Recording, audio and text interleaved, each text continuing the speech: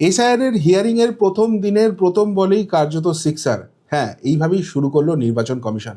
দেখুন, আপনাদের আমি বারবার বলে আসছি যে পশ্চিমবঙ্গে 2026-এর নির্বাচনটা ঠিক কোন পথে পরিচালিত হবে তার উপর এসআইআর এর সাকসেস পাওয়াটা অত্যন্ত জরুরি। এবং সেখানে সবথেকে গুরুত্বপূর্ণ যেটা, সেটা হচ্ছে হিয়ারিং প্রসেস। এখনো অবধি যে 58 লক্ষ নাম বাদ গেছে, সেটা আবারও ওই ফ্রিতে পাওয়া ধনেপাতার মতো, ওর কিন্তু খুব একটা ভ্যালু কিছু নেই। এবার এই হিয়ারিং প্রসেসটা ইলেকশন কমিশন সঠিকভাবে করতে পারবে, নাকি নাকি এটা লুটেপুটে নেওয়া হবে উন্নয়ন বাহিনী দ্বারা, সেটাই এখন লাখ টাকার প্রশ্ন। কিন্তু প্রথম দিনেই যেভাবে যে ধাঁচে খেলতে শুরু করলো ইলেকশন কমিশন, তাতে একটা কথাই বলা যেতে পারে যে এবার কিন্তু ঘাসফুলের কপালে দুঃখ আছে। কেন বলছি এই কথাগুলো? এক এক করে আপনাদের সামনে আমি বেশ কিছু প্রমাণ নিয়ে আসছি, তাহলেই বুঝতে পারবেন ঠিক কতখানি ঝড় উঠেছে, কতখানি ইম্প্যাক্ট হয়েছে। প্রথমেই কালকে যেটা হয়েছে, পাঁচজন মহারথীকে কিন্তু পাঠিয়ে দেওয়া হয়েছিল ইলেকশন কমিশনে, সেখানে চাপ সৃষ্টি করার জন্য।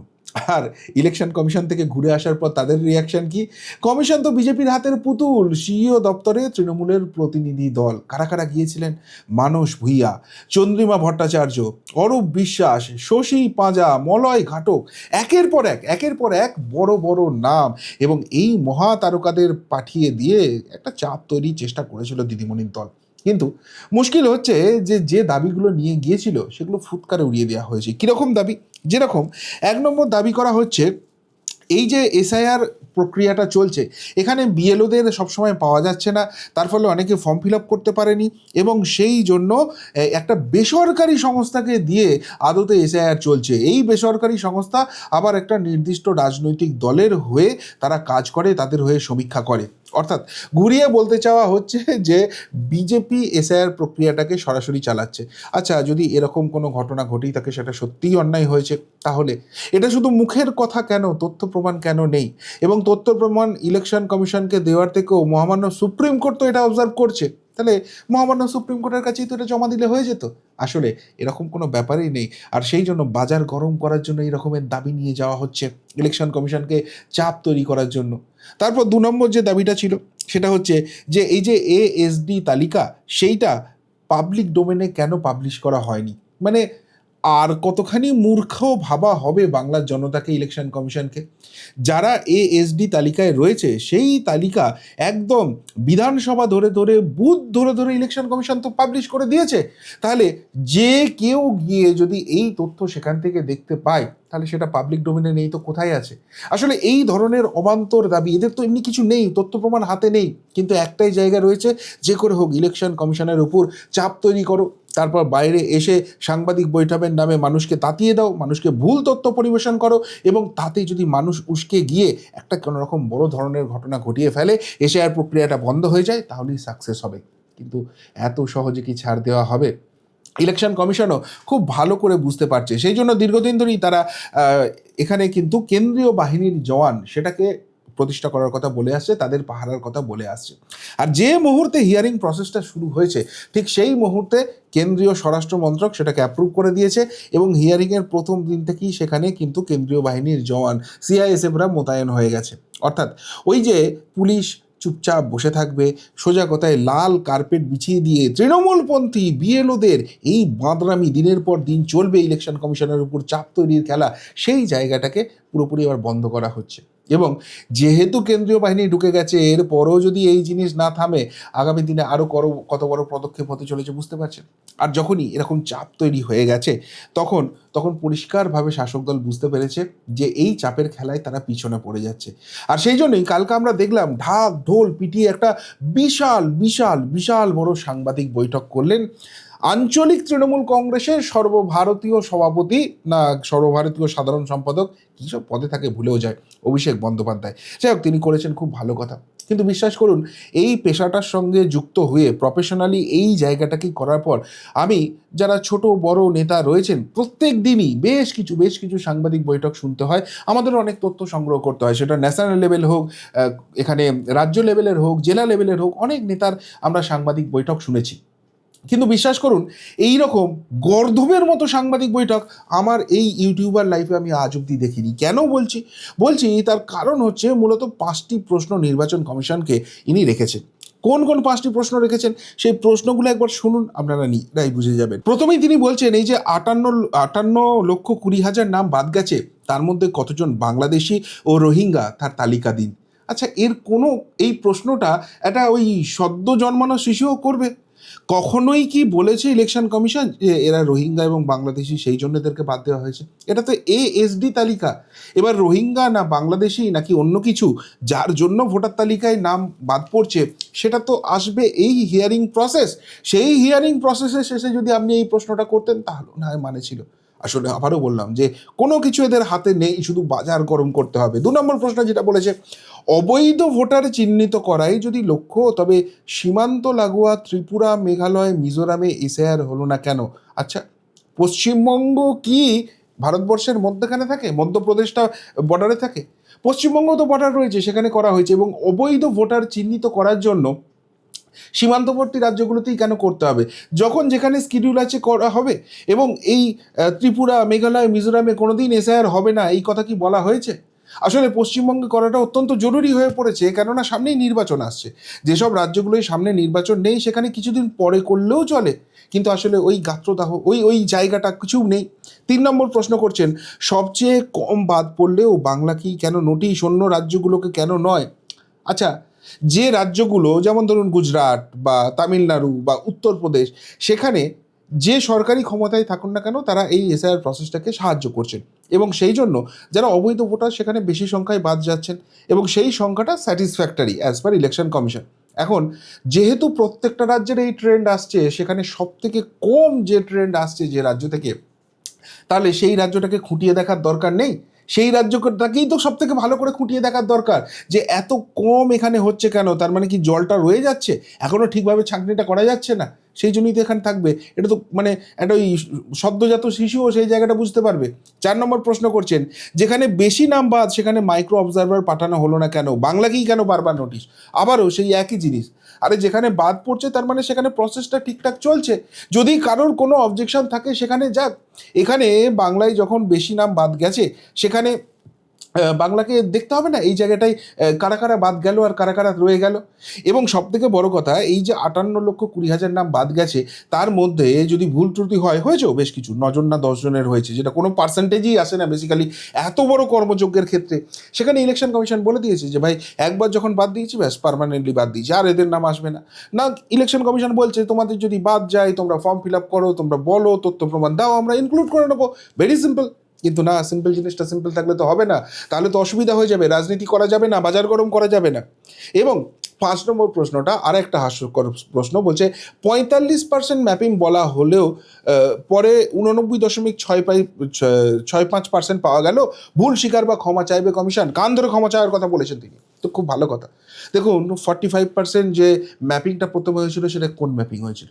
সেই ম্যাপিংটা হয়েছিল 2002-এ যাদের রয়েছে, অর্থাৎ সোজা বাংলায় এখন যারা এসআইআর প্রসেসটা ফলো করছেন তারা বুঝতে পারবেন, সেলফ ম্যাপিংয়ের কথা বলা হয়েছিল, সেই ডেটাটাই মোটামুটি রয়েছে।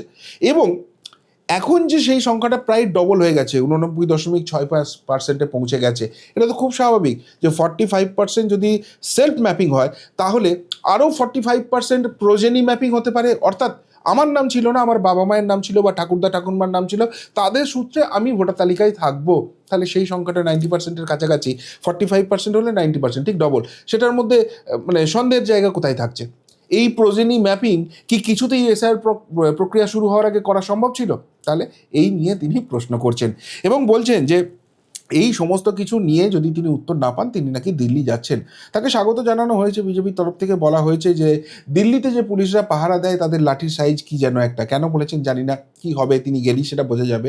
কিন্তু এখানে একটা খুব ইন্টারেস্টিং, তিনি যখন এইসব তথ্যগুলো প্রশ্নগুলো করছেন, যেসব সাংবাদিকদের সেখানে নিয়ে গেছেন, অনেকেই আবার অভিযোগ করছেন যে তার পছন্দসই সাংবাদিকরা সেখানে যাওয়ার সুযোগ পেয়েছেন, কিন্তু তাদের দিয়েও আসরটা জমানো যাচ্ছে না। এই প্রশ্নগুলো বেশ খেলো প্রশ্ন হয়ে গেছে, নিজেও বুঝতে পারছেন। সেই জন্য একটা ওই রাহুল গান্ধীর মতো কি পরমাণু বোমা না কী সব বলেন, ওইসব ফেলার চেষ্টা করলেন, একটা বেশ বাজার গরম করার নতুন চেষ্টা করলেন। ইলেকশন কমিশনের একজন কর্মী, নাম সীমা খান্না, তাকে সামনে নিয়ে এলেন এবং বিস্ফোরক কথা বললেন, তার চ্যাটটা চেক করার দরকার আছে, এটা নিয়ে আমি যাচ্ছি, প্রশ্ন করছি, দরকার হলে মামলা করব। এত কথা কেন? যদি কেউ অন্যায় করে থাকে মামলাটা করে দিন, তথ্য প্রমাণ দিয়ে দিন। এবার সবথেকে বড় কথা, আমরা সকলেই অপেক্ষা করছি যে কবে ইনি ওই সীমা খান্নার চ্যাটটা সামনে নিয়ে চলে আসবেন। কেন প্রশ্নটা করছি? কেননা চ্যাট যখন হয় সেটা আমার আপনার মধ্যে হয়, দুজনের মধ্যে 1 to 1 হয়। তাহলে দুটো জিনিস হতে পারে, এক, হয় আপনি চ্যাটটা ফাঁস করেছেন, নাহলে আমি চ্যাটটা ফাঁস করেছি, না হলে তো এরকম কোনো জিনিস হয় না। এরকম চ্যাট যদি কোনো হয়েও থাকে, তাহলে তাহলে যাকে চ্যাট করা হয়েছে তিনি কি এটা ফাঁস করে দিয়েছেন, নাকি সীমা খান্না নিজে ফাঁস করেছেন? যদি না করেন তাহলে এই তথ্য এনার হাতে এলো কি করে? এখন কেন এই প্রশ্নটা উঠছে, তার কারণ হচ্ছে, দেখুন, এই ধরনের যখন কোনো প্রতিবেদন করা হয়, আমরা ইউটিউবারে করে থাকি, সাংবাদিকরা করে থাকেন, তখন ইনি যে দলটা করেন না, এনার দলের যে রাজ্য সরকারটা চলছে, তারা ওই ব্রিটিশ আমলের আইন তুলে নিয়ে আসে। সেটা হচ্ছে সোজা কথায় গুপ্তচর বৃত্তি। গুপ্তচর বৃত্তি করে অন্যের তথ্য তুলে নিয়ে চলে আসা হয়েছে। সুতরাং তিনি যদি এটা নিয়ে মামলা করেন, তিনি যদি এটা সামনে নিয়ে আসেন, তাহলে সেই মামলা তার বিরুদ্ধে হবে না কেন? প্রশ্নটা উঠছে, এবং উঠছে বলেই তিনিও বুঝতে পারছেন, আর সেই জন্যই বাজার গরম করার কথা বলছেন। একজন নির্বাচন কমিশনের আধিকারিক, তার এখানে হ্যাক করা হচ্ছে, তার এই জায়গা থেকে গুপ্তচর বৃত্তি করা হচ্ছে, তার তথ্য তুলে আনা হচ্ছে। আর কি আছে সেটা যদি এতই তিনি এই ব্যাপারটা নিয়ে কথা বলতে চান, সামনে কেন নিয়ে আসছেন না? সবার আগে দেখিয়ে দিন না, আনবো, ভবিষ্যতের কথা রেখে দিচ্ছেন কেন? আসলে এই সমস্তই বাজার গরম করার কথা, আর সেই জায়গা থেকেই চাপটা তৈরি করার চেষ্টা। কিন্তু চাপ তৈরির কোনো ব্যাপার নেই, উল্টে ইলেকশন কমিশন একদম ঠান্ডা মাথায় প্রতিটা জিনিস নজরে রাখছে, এবং যেখানে যেখানে মানুষের অসুবিধা হওয়ার জায়গা রয়েছে সেই প্রত্যেকটা জায়গায় সুরাহা দেওয়ার চেষ্টা করে দেওয়া হচ্ছে। এবং সেই জন্য এসআইআর নিয়ে যে ভুল বোঝানো হচ্ছিল, সেই জায়গাটা গঙ্গায় ভেসে যাচ্ছে। যেমন একটা বলা হচ্ছিল যে এই এসআইআর প্রক্রিয়ায় সব থেকে বেশি ক্ষতিগ্রস্ত হিন্দুরা, বিশেষ করে মতুয়ারা, তাদের নাম সব কেটে উড়িয়ে দেওয়া হয়েছে। আরে খুব স্বাভাবিক প্রসেস ভাই। এসআইআর করা হচ্ছে 2002-এর সঙ্গে আপনার লিঙ্ক খোঁজার জন্য। 2002-এ যদি লিঙ্ক না থাকে, প্রাইমারিলি আপনার নামটা বাদ যাবে। এবার আপনাকে এস্টাবলিশ করতে হবে যে 2002-এ নাম না থাকলেও আপনার এই ভোটার তালিকায় নাম থাকার যোগ্যতা আছে। তো মতুয়াদের জন্য তো কেন্দ্র সরকার সিএএ করে দিয়েছে। সেই সিএতে অ্যাপ্লাই করবে, নাগরিকত্ব পাবে, ফর্ম 6 ফিল আপ করবে, ভোটার তালিকায় নাম উঠে যাবে।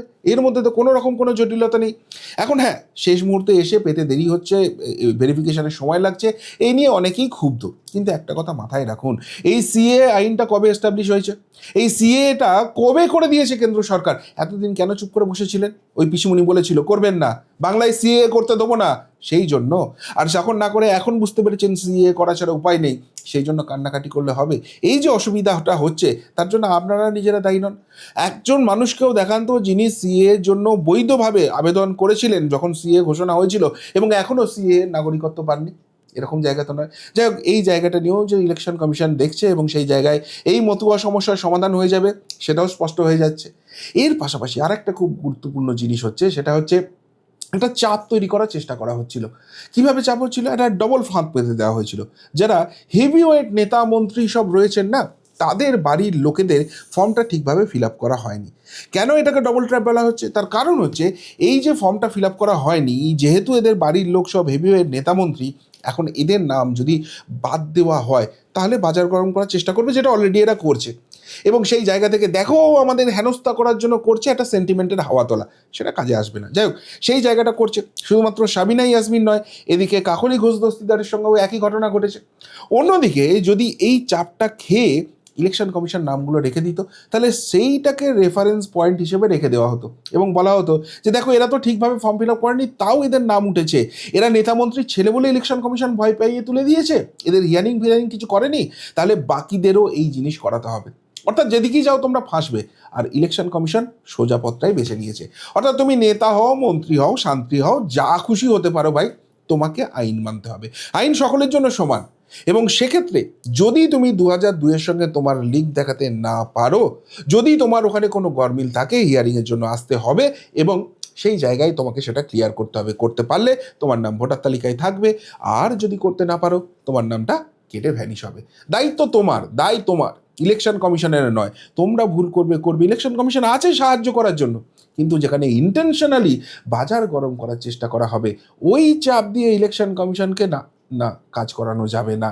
ইলেকশন কমিশন নিজেদের কন্ডিশনে যেটা সঠিক সেই কাজটাই করবে। এবং এই প্রসঙ্গে আর একটা মজার জিনিস দেখিয়ে আজকের প্রতিবেদন শেষ করব।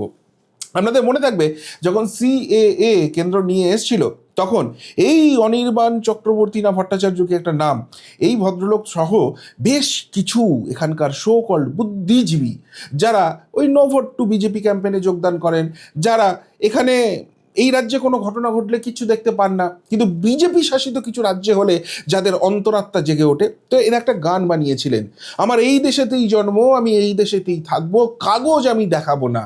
আর এখন কাগজ এনাকে কেন, এনার ঊর্ধ্বতন চতুর্দশ পুরুষকেও দেখাতে হবে? কেননা যেটা দেখা যাচ্ছে যে এই অনির্বাণ ভট্টাচার্য না চক্রবর্তী ভদ্রলোক অভিনেতা এখন গান টান করেন, কেননা ওখানে ওই ভাতৃসংঘের টালিগঞ্জে তিনি আর টিকতে পারেননি, সেই জন্য গান টান গেয়ে সংসার চালাতে হয়, যাক চালান, কোনো অসুবিধা নেই। তিনি বা তার পরিবার 2002-এর কোনো লিঙ্ক দেখাতে পারেননি, আর সেই জন্য তাদের কাছে নাকি হিয়ারিংয়ের নোটিশ যেতে চলেছে, তাদের নাম ওই তালিকায় রয়েছে, বিএলওরা ইতিমধ্যেই কনফার্ম করে দিয়েছে।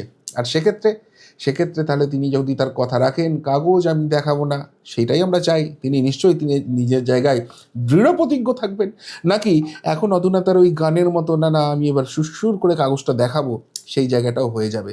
অর্থাৎ এই দেশে এই রাজ্যে একটাই আইন চলবে, একটাই কেন্দ্র সরকারের আইন চলবে, যে যত বড় মাতব্বরই হয়ে যাক না কেন, প্রসেসে সবাইকে আসতে হবে, কাগজ সবাইকে দেখাতে হবে, এবং কোনো চাপ কোনো অবস্থাতেই নির্বাচন কমিশনকে তাদের যে অধিকার, তাদের যে কাজ, সেই জায়গা থেকে আটকানো যাবে না। আর তাই এইটা যদি প্রথম দিনই সেট হয়ে যায়, তাহলে হিয়ারিং প্রসেস কিভাবে হবে বুঝতে পারছেন। যত যাই এরা করে নিক, আলটিমেটলি উন্নয়ন বাহিনী কি সত্যি হিয়ারিং প্রসেসটা লুটতে পারবে? আর লুটতে যদি না পারে, ফার্স্ট রাউন্ডে 58 লাখ, সেকেন্ড রাউন্ডে কত, প্রশ্নটা সেটাই। কি বলবেন ইলেকশন কমিশনের এই সামগ্রিকভাবে হিয়ারিং প্রসেস প্রথম দিনই যেভাবে সামলানোর একটা জায়গা দেখা গেল সেই নিয়ে? যদি কিছু বলার থাকে অবশ্যই কমেন্ট বক্সে কমেন্ট করে জানাবেন। এমনকার মতো এখানেই শেষ করলাম, ফেরত আসছি নতুন প্রতিবেদন নিয়ে খুব তাড়াতাড়ি। ভালো থাকবেন, সাথে থাকবেন, পাশে থাকবেন। নমস্কার।